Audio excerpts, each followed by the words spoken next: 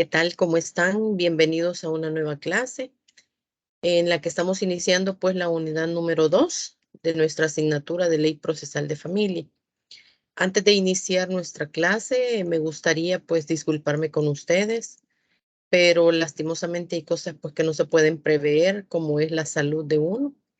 Tal como les compartí en el mensaje de la semana pasada, he estado pues un poquito mal de salud debido a pues que me caí, ¿verdad? Hice un mal movimiento al salir de una oficina estatal y, pues puse mal mi pie y eso me hizo fracturarme el pie derecho. Eh, todos mis, todas mis piernas están llenas de moretes, estoy bastante dañada, bastante incómoda, ¿verdad? No puedo caminar, estoy incapacitada, pero pues eso no impide que podamos continuar con nuestras clases, pero sí, pues hizo que la semana pasada, debido a exámenes y radiografías, me tuvieron que cambiar el yeso y un montón de cosas, eso me impidió poderme reunir con ustedes y pues ponerme al día con las clases. De antemano, pues me disculpo nuevamente y espero pues que eso no vuelva a pasar, pero pues vamos a retomar nuevamente el contenido que íbamos a tomar o iniciar la semana pasada. Ahora vamos a hablar de lo que es la demanda. A partir de esta unidad vamos a iniciar con ese tema tan importante como es la demanda. Yo les he compartido una demanda, la cual vamos a hablar también en un video posterior. No es la demanda perfecta, ideal, porque no es con ese objetivo que la puse el modelo, el ejemplo que le di, ¿verdad? Pero sí vamos a hablar acerca de esa demanda y por eso es importante que la descarguen. También les he compartido una presentación en PowerPoint, ¿verdad? Que también les solicito que la descarguen porque pues obviamente la vamos a tratar también en nuestra clase. Por el momento vamos a hablar de la presentación que les compartí la semana pasada y es la que precisamente nos habla de los requisitos de la demanda, ¿verdad? Es decir, cuál es el contenido, ¿verdad? ¿Sí? ¿Cuál es el contenido que tiene realmente la demanda? ¿Cuáles son esos presupuestos procesales y legales que se cumplen en la demanda? Bueno. Primero que nada, no olvidemos que el proceso de familia tiene por finalidad la decisión de los conflictos surgidos de las relaciones familiares, tal como lo establece el artículo 91 de la Ley Procesal de Familia. Por tanto, si lo que busca es dar solución y poner fin a esos conflictos, pues obviamente tiene que haber, ¿verdad?, una iniciación de ese proceso. Y ya como lo hablábamos cuando estábamos tratando el tema de los principios, pues decíamos que en familia el proceso no puede iniciarse de oficio, sino que se inicia a instancia de parte. Además decíamos, como conocimientos previos, ¿verdad?, que en materia de familia la procuración es obligatoria. ¿Qué quiere decir? Pues bueno, que tenemos que nombrar una persona que sea profesional del derecho, que esté autorizado como abogado y que obviamente, ¿verdad?, sea una persona que no tenga ningún problema para que pueda, pues, procurar, ¿verdad?, de conformidad con lo que establece el Código Procesal Civil y Mercantil en su artículo 67. ¿Por qué? Porque ese abogado tiene que ser una persona no solamente facultada, sino sin ninguna inhabilidad para el ejercicio de la profesión. Cuando hemos escogido esa persona, ya vimos también, es decir, estos conocimientos son previos de la unidad anterior, las formas del otorgamiento de poder. Si se trata de un poder general judicial o un poder general judicial con una cláusula especial, pues necesitamos que vaya en escritura pública. Si se trata de un poder específico, puede ir en una hoja de papel simple con firma legalizada. Y si pues el abogado nos falla, llegado al momento de la audiencia, podemos nombrar un nuevo abogado dentro de la audiencia. Y ese es el otorgamiento apud acta, ¿verdad? Entonces, bueno, dos puntos claros. Número uno, el proceso se inicia a instancia de parte, no es de manera oficiosa, ¿verdad? Lo que es de manera oficiosa es el impulso del proceso. Pero ahorita estamos con la demanda. Quiere decir entonces que la parte interesada es quien debe de iniciar el proceso. Número 2, la obligación que tenemos de nombrar un abogado para que nos represente. Entonces, una vez hemos otorgado el poder, quien se encarga ya de la elaboración de la demanda es el abogado, no es usted.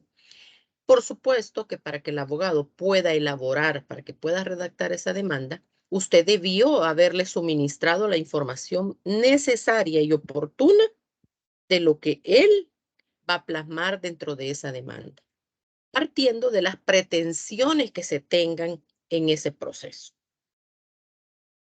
De conformidad a esto y a lo que ya mencionaba, pues en la Ley Procesal de Familia nos habla acerca de los requisitos de la demanda, ¿verdad? Y el artículo 42 de la Ley Procesal de Familia específicamente dice que la demanda debe ser presentada por escrito y que contendrá los siguientes requisitos, ¿verdad? Ojo, volvemos. Hablábamos de que el proceso de familia, ¿verdad? Se inicia a instancia de parte, pero que de alguna manera, cuando hablábamos en nuestra primera unidad, decíamos de que de alguna manera estos procesos son mixtos. ¿Por qué? Porque hay una parte escrita hasta el momento de la admisión y luego a partir de las audiencias iniciamos con los juicios orales del proceso, ¿verdad?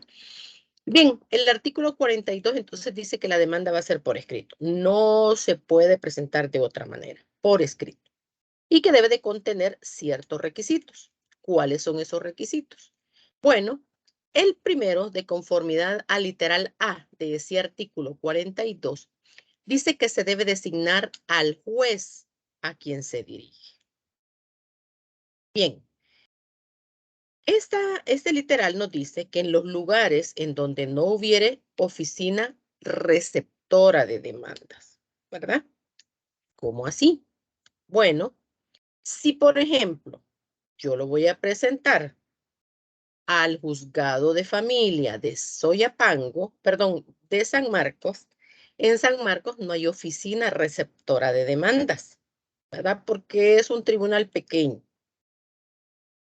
Ojo, como no hay oficina receptora, yo debo de dirigir la demanda al señor juez de familia de la ciudad de San Marcos, señor juez de familia de San Marcos, ¿verdad? Pero hay lugares donde sí existe oficina receptora.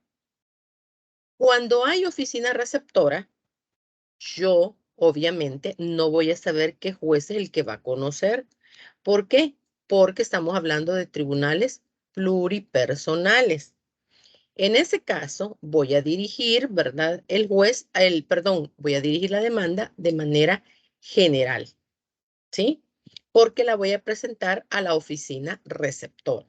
Cuando la presentamos a la oficina receptora, ellos hacen la asignación al tribunal que va a conocer de nuestro proceso o diligencia. ¿Por qué hablo de proceso o diligencia?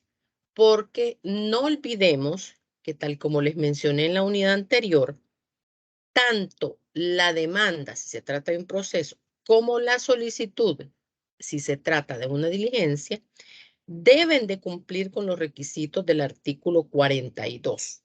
¿Verdad? Es decir, esto no es exclusivo para la demanda, también es para las solicitudes que debemos de cumplir con estos mismos requisitos. Muy bien. Entonces, el encabezado de nuestra demanda, ¿qué va a decir? La designación del juez. Es decir, vamos a decir a quién estamos dirigiendo la demanda. En el literal B nos habla que debe de tener también nombre, calidad de mayor o menor de edad y domicilio del demandante y del apoderado y en su caso los mismos datos del representante legal. Ok, ¿de qué estamos hablando aquí? De las generales de la parte demandante. Obviamente el demandante, ¿verdad? Tiene su apoderado. Pues tanto vamos a identificar al demandante como al apoderado. Si acaso se está actuando en representación de alguien más, pues entonces hay que poner o consignar, perdón, también las generales del representante legal. ¿Cómo así? Imaginémonos que lo que yo estoy pidiendo, ¿verdad? Por decir algo, es un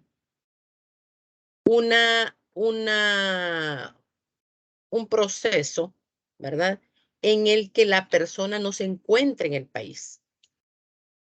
La persona no está en el país, pero yo tengo un poder general judicial, ¿verdad? Con facultades para sustituir mi poder. Entonces, yo soy el representante de esa persona que está en Estados Unidos, pero yo no soy abogado. Entonces, voy a delegar en un profesional del derecho, es decir, voy a sustituir la parte judicial en ese profesional del derecho, pero yo sigo siendo la representante legal de esta persona de la cual estoy hablando.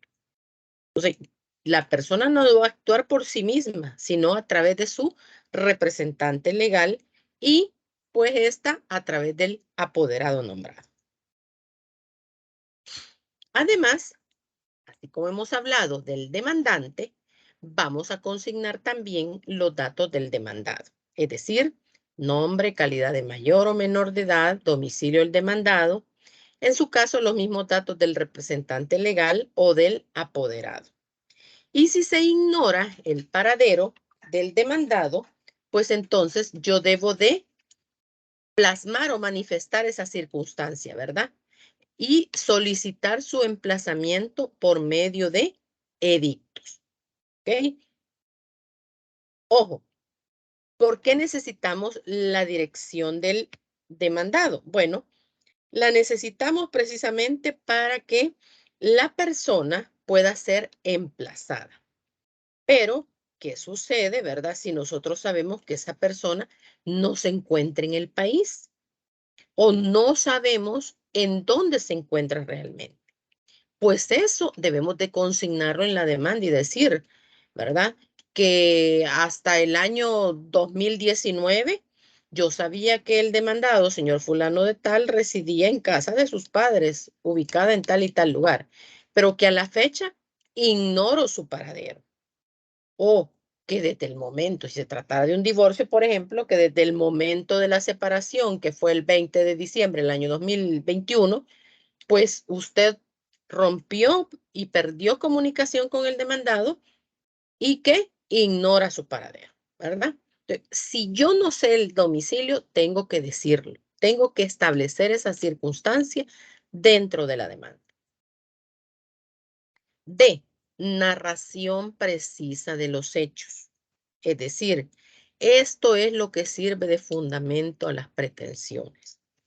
Obviamente, señores, repito, es importante que para que usted redacte la demanda, para que usted cumpla con todos esos requisitos de la demanda, se vuelve necesario el que usted haya tenido previamente una conversación y asesoría con su cliente.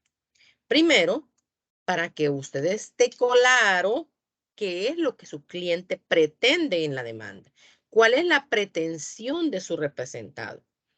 Y dos, pues porque recordemos que una cosa es lo que su representado puede querer y otra muy distinta es lo que el juez le va a conceder. En el parcial, muchos me pusieron que pedirían alimentos en el examen ordinario. ¿Qué sucede con los alimentos? Bueno, que si la persona que los está solicitando no tiene concedidos ni temporal ni definitivamente los cuidados personales del hijo, entonces no tiene potestad para pedir alimentos. Pero si la persona ya tiene los cuidados, entonces sí la demanda es de alimentos. Ahora bien, para pedir alimentos, si no tengo los cuidados, ¿qué es lo primero que voy a pedir? Pues los cuidados. Quiere decir que si mi cliente me viene a decir, mire, yo lo que quiero es que me dé alimentos, ok, deme la sentencia donde diga que usted tiene los cuidados. No, es que yo nunca he peleado por eso, o sea, él se fue de la casa y me dejó los niños. Ah, entonces, si él se fue de la casa y la dejó con los niños, usted no tiene nada que respalde que los cuidados se los han concedido a usted de manera temporal o definitiva. No, no tengo. Ah, vaya, entonces no podemos pedir alimentos.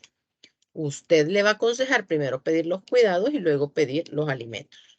Tema que ya no es de procesal de familia, ¿verdad? Porque de acuerdo a la nueva ley Crecer Juntos, pues ya eso es tema del juez especializado de niñez y adolescencia. Ok, entonces no nos metamos a ese tema. Pero el punto a lo que yo quiero llegar es que la persona y usted, esa es una parte que yo presumo, entiendo y estoy clara, que es parte de lo que hemos aprendido cuando se nos enseña la parte de la asesoría. ¿Cuándo? Cuando estamos viendo técnicas de oralidad, ¿verdad? Antes de entrar a un proceso, pues inicia la parte asesora del abogado. Y dentro de esa fase asesora es cuando usted va a conocer todo en lo que se va a fundamentar su demanda. O sea, todo lo que su cliente le está diciendo para que usted diga, sí, aquí vamos por buen camino, ¿verdad? O para que usted también le haga conciencia a su cliente, ¿verdad? De que muy probablemente lo que él quiere o pretende no se va a poder lograr, pero, ¿verdad? Pero hay alguna posibilidad, porque tampoco hay que mentirle al cliente y decirle, no, no se preocupe, vea que yo todo lo que usted pida, todo lo vamos a lograr. No, o sea, usted tiene que conocer también las fortalezas y debilidades que lleva desde la presentación de la demanda. ¿Y cómo las va a conocer? Bueno, obviamente hablándolo con su cliente, ¿sí? Quien conoce cómo está la situación verdaderamente es el cliente. Usted no, usted sabe lo que él le está diciendo, pero para que usted pueda, obviamente, justificar, respaldar, eh, establecer dentro de la demanda todos los hechos, perdón, que conllevan a una narración clara, que cuando el juez la lea diga, muy bien, entiendo, esto fue lo que pasó, esto es lo que sucede, por eso es que quiere eso, ¿sí? O sea, pero para esta fase asesora, usted tiene que estar consciente, número uno, que el profesional del derecho es usted, no es el cliente. Número dos, que hay argumentos, hay puntos dentro de la conversación que va a tener en la fase asesora con su cliente, que es mentira, no sirven de nada. Porque muchas veces la gente nos viene hablando, mire, yo quiero divorciarme. Ah, muy bien, entonces reunámonos, ¿verdad? Y platiquemos del tema. Pero luego le empieza a hablar, mire, yo me quiero divorciar porque lo que sucede es que él y yo tenemos ya como 6 meses que no tenemos intimidad conyugal. Y yo ya le dije a él que o hace algo o me divorcio. Porque fíjese que la vecina me dijo que ella cuando vio que su esposo no le rendía, pues lo amenazó. ¿Y qué hizo él? Y es donde un especialista, le dieron pastillas y fíjese que hoy el señor y ella son bien felices. Porque mire, yo tengo una sobrina que dice ella de que ella nunca, o sea, ¿qué estoy hablando ahí? Estoy hablando 1000 cosas que usted sabe como abogado que no van a coadyuvar en nada en la narración que usted va a hacer en la demanda. Entonces, ojo, después de escuchar a su cliente, usted tiene que pensar, bueno, ¿hay méritos suficientes como para que yo pueda presentar una demanda con esos argumentos o no los hay? ¿Sí? Porque recuerde que quien va a presentar esa demanda es usted. Quien la va a firmar es usted. Y quien va a decir al juez, bueno, ¿y este abogado en qué estaba pensando? ¿Por qué me está despidiendo esto? ¿Con base a qué?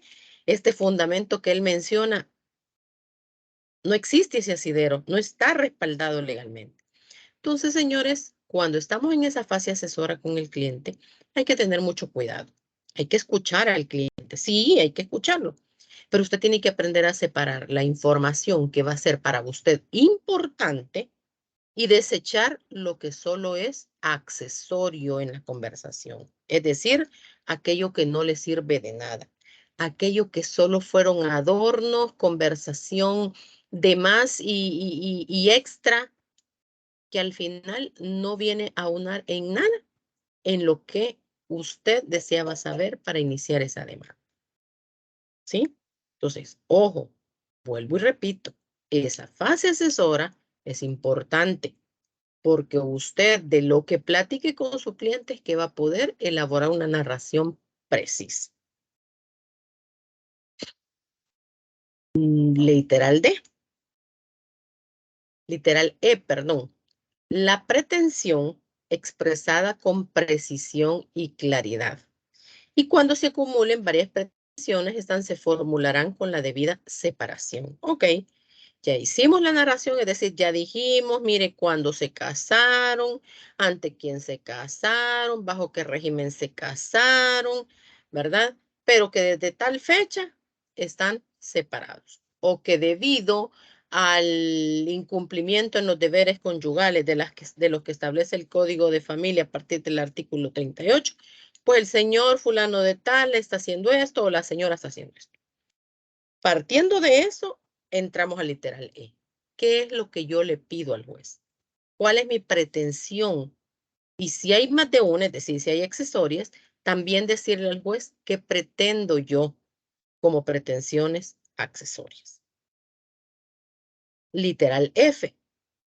El ofrecimiento y la determinación de los medios de prueba que el demandante pretenda hacer valer. Obviamente, yo como parte demandante tengo la carga de la prueba. Por ende, yo tengo que demostrar lo que estoy diciendo. O sea, si yo digo que lo que quiero pedir es el divorcio, primero tengo que demostrarle al juez que mi representado y el demandado pues están casados, ¿verdad?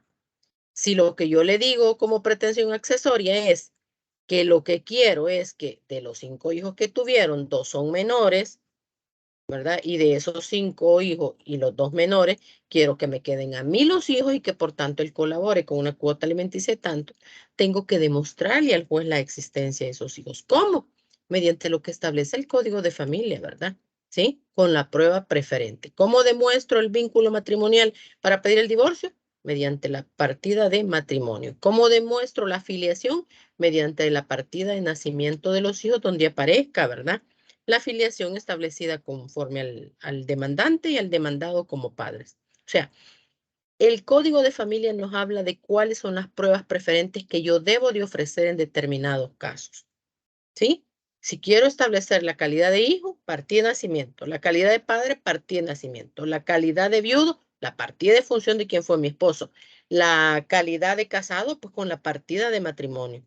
La calidad de conviviente, pues con la partida de conviviente, ¿sí? Con la partida de la declaratoria de unión no matrimonial. Entonces, toda la prueba que yo voy a ofrecer, tengo que agregarla, a menos que no la tenga en ese momento y pueda decirle al juez que me comprometo en presentar en determinado momento. Tengo que ofrecer toda la prueba documental que tenga o la que pueda tener comprometiéndome a presentarla. Puedo agregar también prueba testimonial, es decir, tengo que ofrecer testigos. En el caso de materia de familia, a diferencia del área civil, pues recordemos que en materia de familia, o más bien les explico, no hay tacha de testigos. Por tanto, pueden ser testigos cualquiera de los parientes, tanto del demandante como del demandado. Recordemos que en familia los temas que se tratan son temas muy íntimos del núcleo familiar. Por tanto, las mejores personas que conocen cómo se dan los hechos o cómo se dieron son los mismos parientes. Entonces puedo ofrecer testigos. Pero cuando ofrezco los testigos, tengo que decir qué pretendo probar con esos testigos, ¿verdad? ¿Qué voy a probar? ¿Que él es irresponsable, que no ayuda con los gastos de la casa? Pues bueno, ese testigo, cuando lo entreviste, a través de su testimonio, tengo que acreditar esa situación. No, que lo que voy a demostrar, ¿verdad? Es una unión no matrimonial y que convivimos 10 años. Ah, muy bien, entonces esos testigos tienen que ser personas que los conozcan de vistas y de oídas, que sepan la relación que tuvieron, desde cuándo convivieron y hasta cuándo convivieron, ¿verdad? Entonces, eso es el ofrecimiento y la determinación de los medios de prueba. Decir qué estoy ofreciendo y para qué lo estoy ofreciendo, qué pretendo demostrar con ellos. Literal G. La designación del lugar que se señale el apoderado para recibir notificaciones, ¿verdad? Es decir, el abogado tiene que designar un lugar para ser notificado.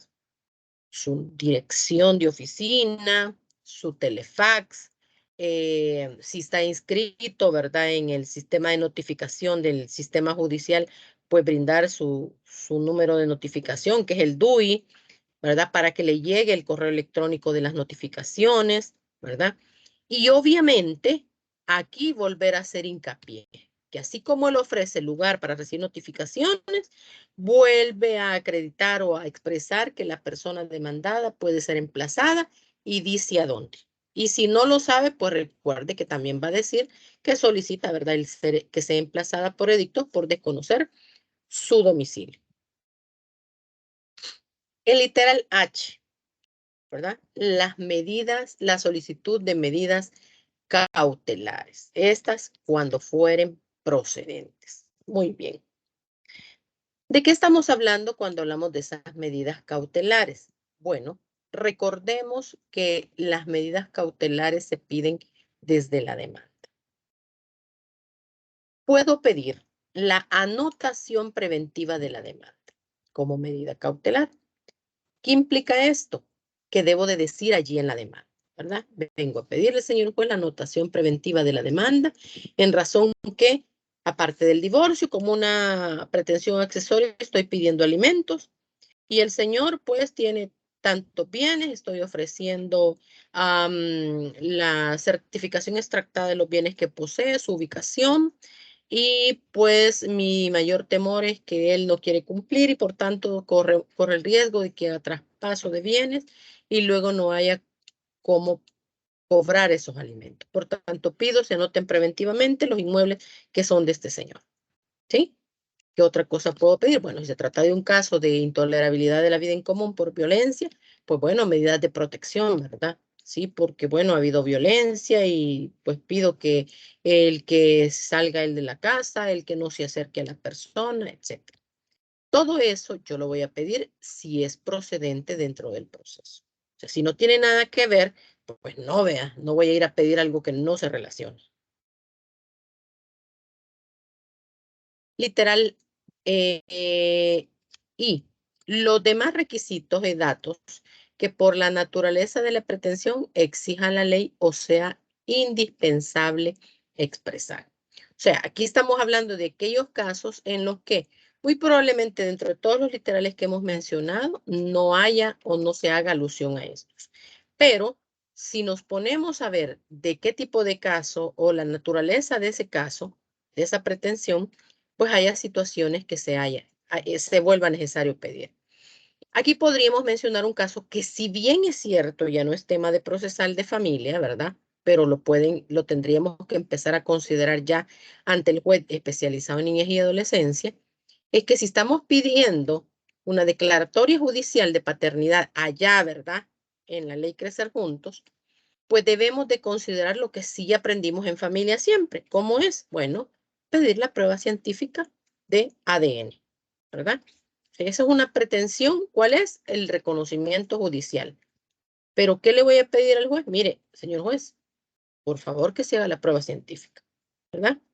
Entonces, son cosas que si bien es cierto, no están dentro de lo que hemos mencionado, pero que el abogado tiene que considerarlos a la hora de solicitar o de redactar su demanda.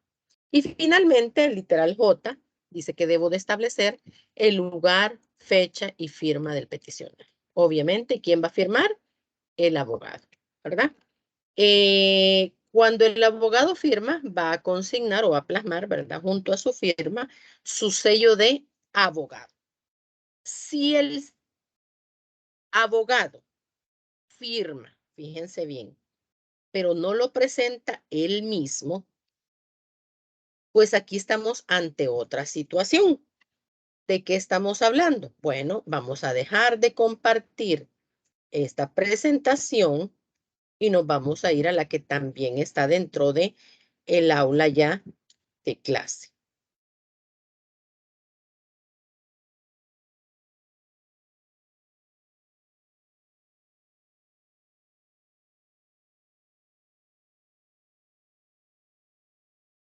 Vamos a ver.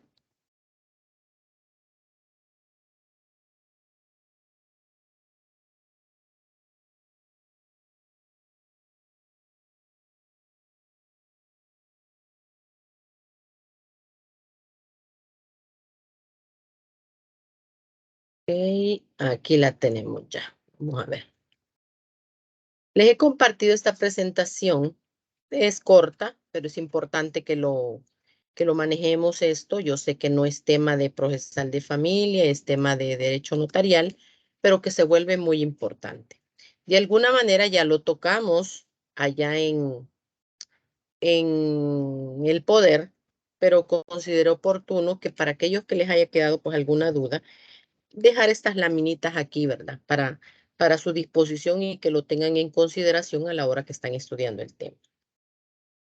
Primero que nada, la ley del notariado en el artículo 32 nos habla que cuando el notario identifica a una persona, debe dar fe del conocimiento personal que tiene de la persona. Es decir, debe de decir si lo conoce o no lo conoce, dejando constancia dentro de eso. Que si no lo conoce, pues que lo identifique según dice la ley, porque pues no se ha modificado, así lo sigue diciendo, pero todos sabemos de que eso ya está derogado, que lo identifica por medio de su cédula, pasaporte, tarjeta de residencia o cualquier documento de identidad. Y que si no tiene, pues que es por medio de 2 testigos idóneos. Como todos sabemos, la ley de cédula fue derogada por el documento único de identidad. Entonces lo vamos a identificar. En lugar de pensar en la cédula, vamos a hablar del DUI, del pasaporte, de la tarjeta de residente o de cualquier documento de identidad. Y si no tiene, pues por medio de los 2 testigos. ¿Por qué? Porque una vez se cumplen 18 años, pues ya tiene la potestad de comparecer ante notario, ¿verdad? No importa que no tenga documento de identificación, pero si ya tiene 18 años, lo comprueba con su partida de nacimiento, prueba preferente, y lo identificamos por medio de 2 testigos. Ahora, el que nos interesa. Dice el artículo 54 de la misma ley de notariado. Para legalizar las firmas que hubieran sido puestas por los interesados o por otras personas en correspondencia particular, solicitudes, memoriales y escritos de toda clase o en otros documentos.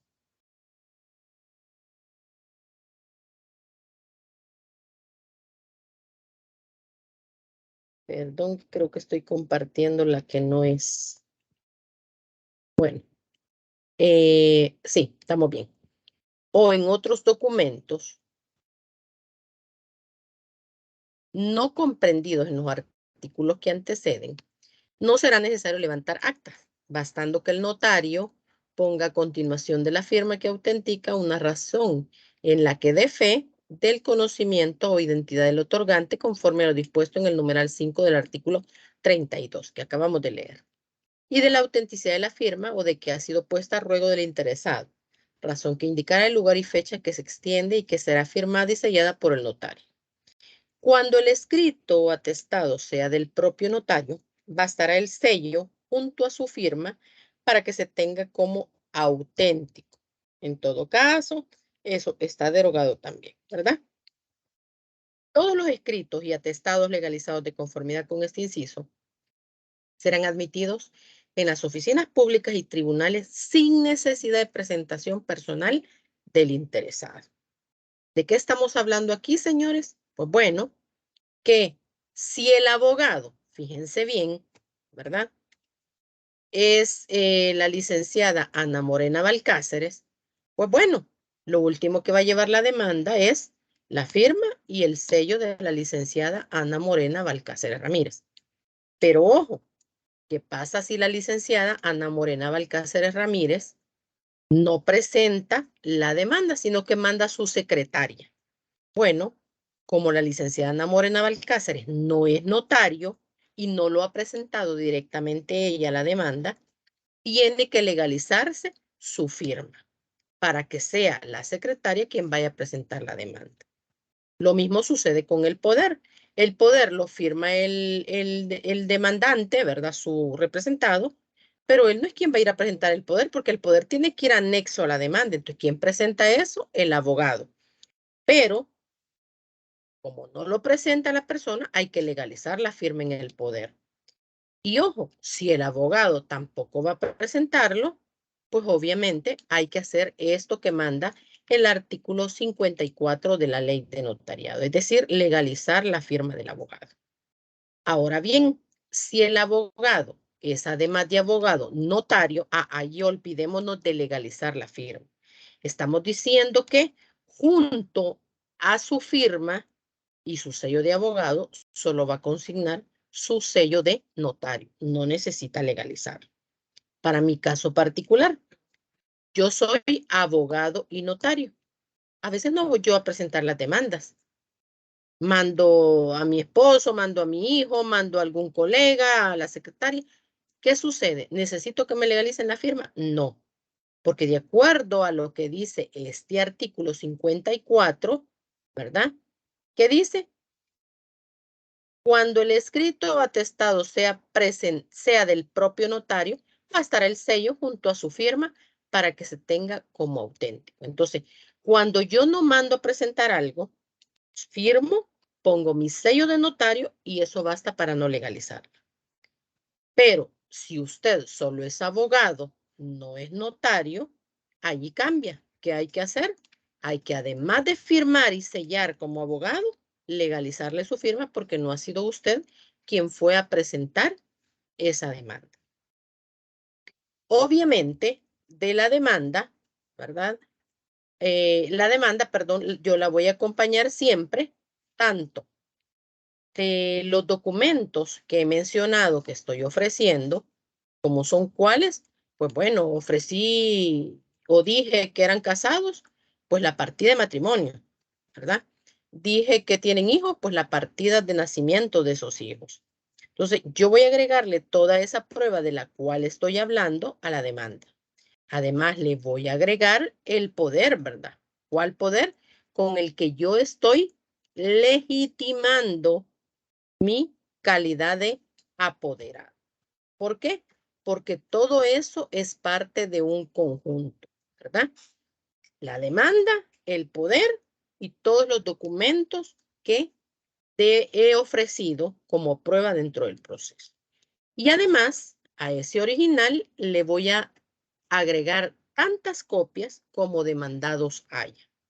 Es decir, si lo que estoy demandando es una unión no matrimonial y resulta que el demandado falleció y como falleció y no dejó testamento, pues todos sus presuntos herederos son los llamados a la sucesión, entonces ellos se convierten en demandados. ¿Quiénes son? Papá, mamá, hijos. Ok. El papá, la mamá del causante, o sea, del conviviente fallecido, están vivos. Y él tenía conmigo 4 hijos y 2 hijos con otra señora, pero la que está pidiendo la unión no matrimonial soy yo. Muy bien. Entonces, ¿quiénes tienen calidad de demandados? Mis 4 hijos, los hijos de los 2 hijos de la otra señora y los papás de él. ¿Serían cuántos? 6, 8 demandados. Quiere decir entonces que voy a presentar el original, 8 copias, una para cada demandado y además una para que me firmen de recibir. En total, original y 9 copias. ¿Sí? Esto es importante tenerlo en cuenta. No se les olvide porque si usted piensa, son 2 los demandados nada más, pues 3 copias voy a llevar. No, ¿verdad? Porque entonces, ¿dónde queda el derecho de las partes a conocer, ¿verdad? El contenido de esa demanda. Y porque además el tribunal le va a entregar o le va a remitir una copia a cada uno de los demandados. Y esa es la función de las copias que usted va a agregar a la demanda. Entonces, señores, esto es en cuanto al contenido de la demanda. Espero que les sirva.